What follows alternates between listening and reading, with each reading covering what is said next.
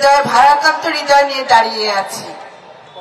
দেশের এই মুহূর্তে আমাদের দেশনেত্রী বেগম খালেদা জিয়ার উপস্থিতি খুবই প্রয়োজনীয়। আপনারা এখানে যারা উপস্থিত আছেন তাদের সবার কাছে বলবো যে আপনারা সবাই একাগ্র মনে আল্লাহর কাছে দোয়া করেন যেন আমাদের নেত্রী সুস্থ হয়ে আমাদের মাঝে ফিরে আসে।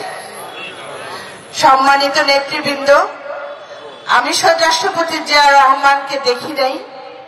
আমার রাজনীতির জীবন যখন শুরু হয়েছিল তখন আমি দেশনেত্রী বেগম খালেদা জিয়ার কর্মী হয়ে আমার রাজনীতি জীবন শুরু করেছি।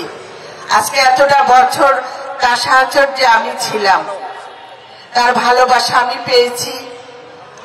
আজকে এই মুহূর্তে আমি এখন বুঝতে পেরেছি যে আমার জীবনে যেমন আমার বাবা খুব একজন কাছের মানুষ ছিল, ঠিক সেইভাবে দেশনেত্রী আমার অনেক আপনজন ছিলেন। আজকে আমি আমার বাবাকে হারিয়ে যে শূন্যতা অনুভব করছি, ঠিক সেই শূন্যতার জন্য আমার খারাপ লাগছে। আসলে কি আমরা তাকে হারিয়ে ফেলবো না মহান আল্লাহ তাআলা আমাদের কাছে তাকে আবার ফিরিয়ে দিবেন? সবার প্রতি অনুরোধ, এই দোয়া মাহফিলে আপনারা সুশৃঙ্খল ভাবে অনুষ্ঠানটা শেষ করার জন্য সহযোগিতা করুন। আজকে সবাই আমরা আবারও একাগ্র মনে আল্লাহর কাছে চাই। নিশ্চয়ই কারো না কারো হাতের দোয়ায় আল্লাহ আমাদের এই কবুল করবেন। আপনারা সবাই ভালো থাকুন, সুস্থ থাকুন।